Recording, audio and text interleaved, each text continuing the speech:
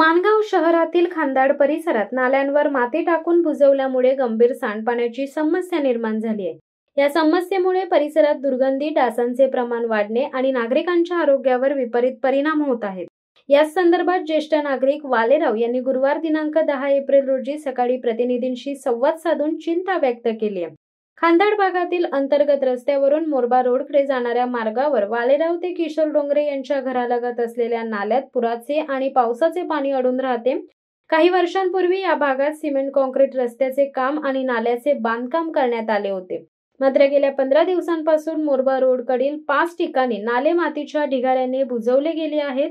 परिणामी सांडपाणी साचून नाल्यातून परत फिरू लागले असून ते तलावासारख्या खड्ड्यात साठून प्रचंड दुर्गंधी निर्माण करत आहेत। या भागातील समस्या अनेकदा स्थानिक प्रसारमाध्यमातून अधोरेखित करण्यात आल्या असूनही नगर परिषदेकडून ठोस पावले उचलण्यात आलेली नाहीत।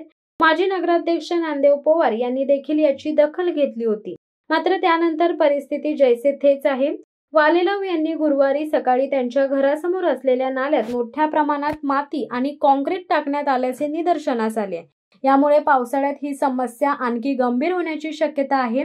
याबाबत त्यांनी नगर परिषदेच्या स्वच्छता विभागाने तातडीने पुढाकार घेऊन नाल्यांची साफसफाई करावी, डीडीटी पावडरची फवारणी करावी, मातीचे ढिगारे हटवावेत, नाल्याचा लेआउट नीट केला जावा, सांडपाणी थेट नाल्यात सोडणाऱ्यांवर नोटीस पाठवून कठोर कारवाई करावी अशा मागणीचे निवेदन दिले। दरम्यान या भागातील एका 3 मजली इमारतीची सेप्टिक टाकी अर्धवट नाल्याच्या कामामुळे फुटली असून गेल्या वर्षभरापासून त्यातून सांडपाणी बाहेर येत आहे।